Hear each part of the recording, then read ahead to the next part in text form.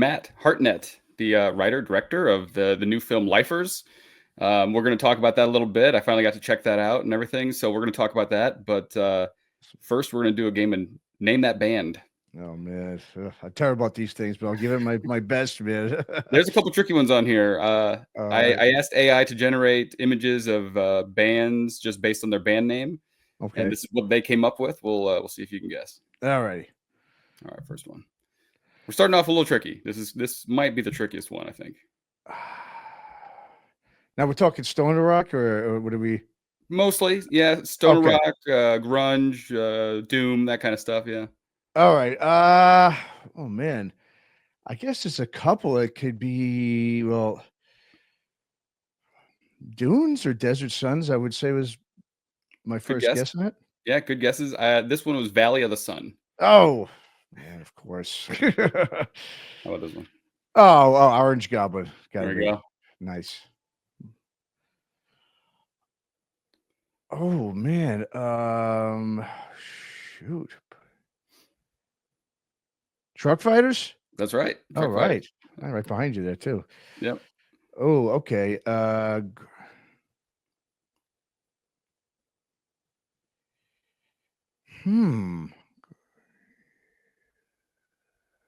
Jeez.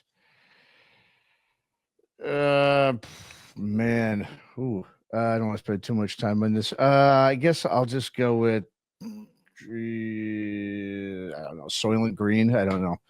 Acid Bath. I was gonna say that. I should have went with that, but all right. Okay, my bad. This was a little tricky, maybe. Oh yeah. All these looks like a bunch of Shield Maiden types.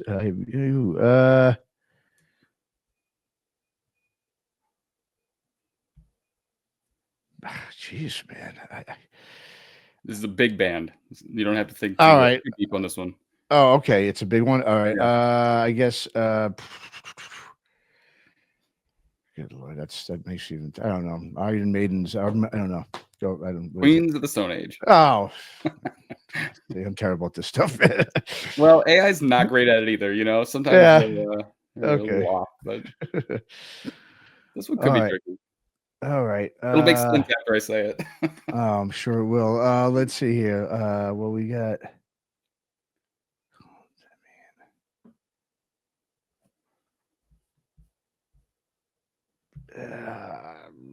Geez, something far. I don't know. Cult of Luna. I have no idea. Hippie Death Cult. Oh, man. Good. That's a good one, though. That's a good one. Yeah. All right. It's a little weird. I don't know. This is. Let me see. What the heck is this?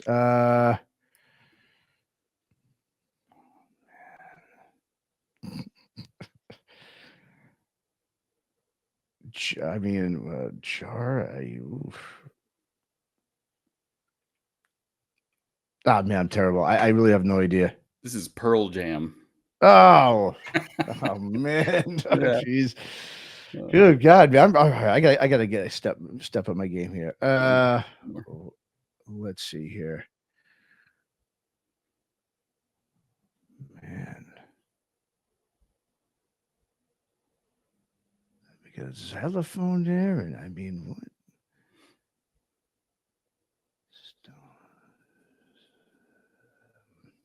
Dude, I'm so bad.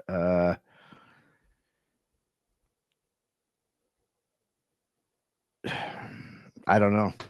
Soundgarden. Oh man, I never would have gotten that one. That one I never would have gotten. I got to start thinking of bigger grunge bands. I guess I'm thinking too obscure stoner. Yeah, stuff. there were a couple grunge ones. Okay. All right, okay. Monster Magnet. There you go. Okay, got it. Finally got one. This one's gonna be super tricky. They're not a super well known band. It's a little I don't know. They're pretty generous with this one, I think. All right. Let's see. It's another Queen band. It's not Queens of the Stone Age, but it's another Queen named band. All right. High Desert Queen. That's not bad. It's actually Astro Queen. Oh, okay. Yeah. Okay. All right. That was the last one. That was the last one. Oh man, I Yeah, failed just miserably. something to get us warmed up with. Sure, no, I love those, There's man. some goofy ones in there. I don't know. They're a little stingy with the images these days too on some of those. So No, I dig it. I like that little segment. I do. so anyway, let's talk Oh, lifers, man. sure. I'm such a sucker for like music documentaries and biopics and just anything music related. I always try to just watch just about anything. So when I saw this come through, like a music documentary, but kind of based around people that I've actually had on this show. Mm, Kip from Formula 400 and Void Vader. And mhm. there might be someone else I'm forgetting that have been on Slightly Fuzzed before and I talked to and interacted with on Instagram and stuff. I was just like super stoked to hear about it. So how'd this all come about? Yeah, I've always wanted. I for a while, I have a podcast as well, and I've been interviewing people. I've been in the music business for a long time, and I always, especially nowadays, I would see a lot of these guys, they're middle-aged guys, whether they were from bands in the past, like Ruben would have been in, Fu Manchu and Nebula, or just anybody in general in their middle age. These guys go out. They've been doing this for decades. All pretty much every one of the guys we had in the film, and I was just really enamored with how they, kind of balanced it around their work life, around their family life. Obviously they're making no money doing this. Why, just they're touring in front, playing in front of 20 people. A great example is Ruben, that we had in from the Freaks there. I mean, I went to see him with the Freaks almost 2 years ago, right here, in the Bay Area in Oakland. And it was a Saturday night. There was like 25 people there. But you know what? They were like the happiest. I mean, Ruben was like, yeah, we love doing these shows. It doesn't matter. And, so I just had this idea, like, it'd be a really cool, concept to kind of like, get about 4 or 5 guys and kind of go through what they do day to day in terms of how they balance, being in a band and what it takes, whether it's, needing time off of work or with family and losing money. I mean, they lose money when they go on tour. They're really not getting anything. And so I just had this kind of idea, a couple of years ago, and I was just like, what, I'd like to do something like this. And I asked Ruben that night I saw him with the Freaks if he wanted, if he wanted to be involved with it. He was absolutely down with it. And then it just kind of, went from there. And the other guys I kind of known them, same thing, just through interviewing them and going to the shows and festivals over the years. And, I just decided that this was a good core group of individuals, really just good guys too, very humble guys you want to root for. I didn't want any kind of, quote unquote jerks or anything that I want to promote in the film either. So, that's what we decided to go with these 5 guys. And that's kind of how it all, the concept of it came together initially. Yeah. Yeah. You mentioned Ruben. I mean, he's the guy that did all the artwork and stuff also, right? Yes, correct. I thought that was super cool, super interesting. I mean, someone sitting there with all these old like prints and stuff that they made, like handmade. And so it tied in like a lot more than just like the story of like these older guys playing in bands. It was like all these elements of just like this DIY culture of these bands. And like, I thought his story was just fascinating. He's been in so many like kind of legendary bands in the scene and then doing the album artwork. And he showed some images of like old Fu Manchu concepts that never made it, stuff like that. I just thought that was so cool. Yeah. No, it was great. I mean, I agree. I thought it was great too. Well, I just asked him, hey, you got any old things you can pull out and show us? And then, he just took that off the top of his garage shelf. He had on the top. He's like, I haven't looked at this thing forever. And so it was kind of cool when we were just talking about that first Freaks record before we pulled it out, and boom, that was the first thing on the top was the initial sketch he did for that. And it is amazing, right? Some of those Fu Manchu ones, I was like, wow, that should have really, I don't know how that didn't make it. And like you said in the film, those guys were a tough sell. So but it is really cool. Very DIY. And he does all the same thing with the Freaks room. And he does everything with the art. He went to art school, I think he'd said. So it was cool too. Yeah. Mm-hmm. Yeah, super cool. So what's the plan with this film? I know, you kind of shared around with the Doom Charts people and stuff like that. What are you trying to do with it? Yeah, so right now we're in a couple of weeks. We're gonna have it available for we've been getting a lot of obviously requests for it, and we just that was a bit of a pre-sale we did, just to kind of get it out there to let people know it is finished. I mean, I had put out a trailer, late last summer, and I just a lot of times people put these trailers out and these films never see the light of day. And so one of the things I wanted to do is really get it out within a year and a half when we started it, which is exactly what it had been since we started filming. So the plan is, in a couple of weeks, we're going to actually have physical, DVDs for people. Just the first round. We're going to do a second round of DVDs coming out in mid to late fall. That's going to have bonus features and everything as well. So this one that we're putting out in a couple of weeks is going to be it's going to be cheaper, and it's not going to be as many bells and whistles on it as the one that we'll eventually release. But obviously, it's out right now in terms of it's been submitted to the distributor, to the streaming sites, to YouTube's TV, to Amazon Prime, Tubi TV. So we're just waiting on that to go through. It will go through, but there's no unfortunate timetable.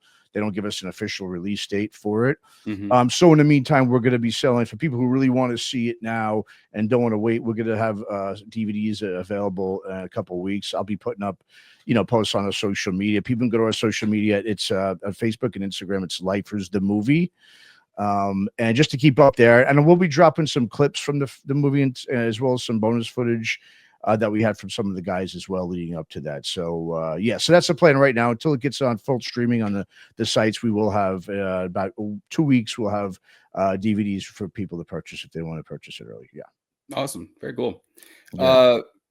Just popped in my head. Did Ruben do the artwork for the DVD cover or anything like that? No, actually, I did it. I did all that stuff myself. No, I mean, he doesn't have the time. I mean, he's a family guy and everything. But I'm sure he would have probably done a much better job than I did. But but yeah, no, I did that. But he is a great artist, though. Yeah, he's fantastic. Yeah, no, absolutely. Yeah.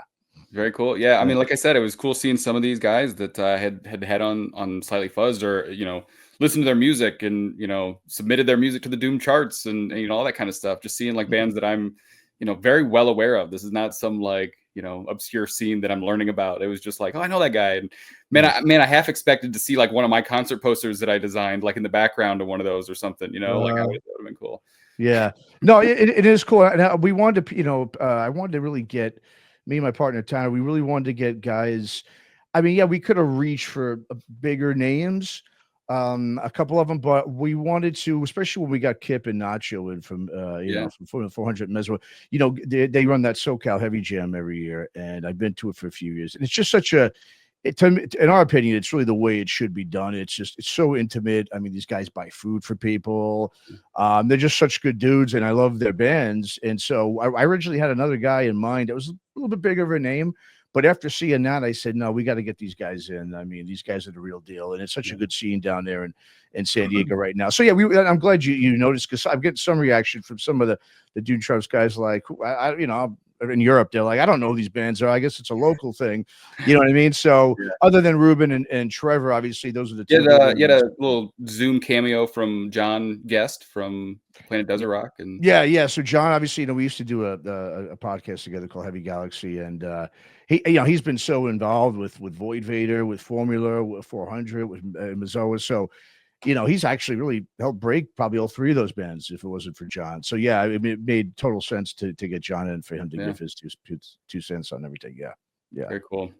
Yeah. Well, I liked it a lot, and thanks, I hope people check it out. And if there's anything else you want to let people know about, where they can get it or anything like that, I think we covered most of that stuff. But just have at it. Let people know anything else if you have anything else. Sure. Yeah. Thanks. Right. Yeah. So again, just Instagram, Facebook, Lifers the Movie. You can go to. It is just for people when they do buy it or when they do eventually stream it. The only everyone says you're playing, but the only thing some people are saying is, oh, it's pretty long, which it is. It's 2 hours and 40 minutes. It's one of the things we looked at it when we were finished, like maybe we should scale some of it back, but I just wanted to really I wanted everybody to be able to tell their story instead of taking away a bunch of stuff. So it is a little long. It might take you more than one sit down if you don't have the time, 2 hours and 40 minutes to watch it, but it's definitely worth it. And like I said, I think all the stories, we've gotten a lot of great feedback in terms of everyone's story. Everyone really likes it and likes, just hearing the details and how they came, started and where they are now. So yeah, just Lifers the Movie at Facebook and Instagram for now, and just be on the lookout. Yeah, within a couple of weeks, we'll have DVDs for people who don't want to wait for it to be on streaming. Yeah. Right on. Thanks, Matt. Thanks so much, Ryan. Really appreciate it, bud. Later.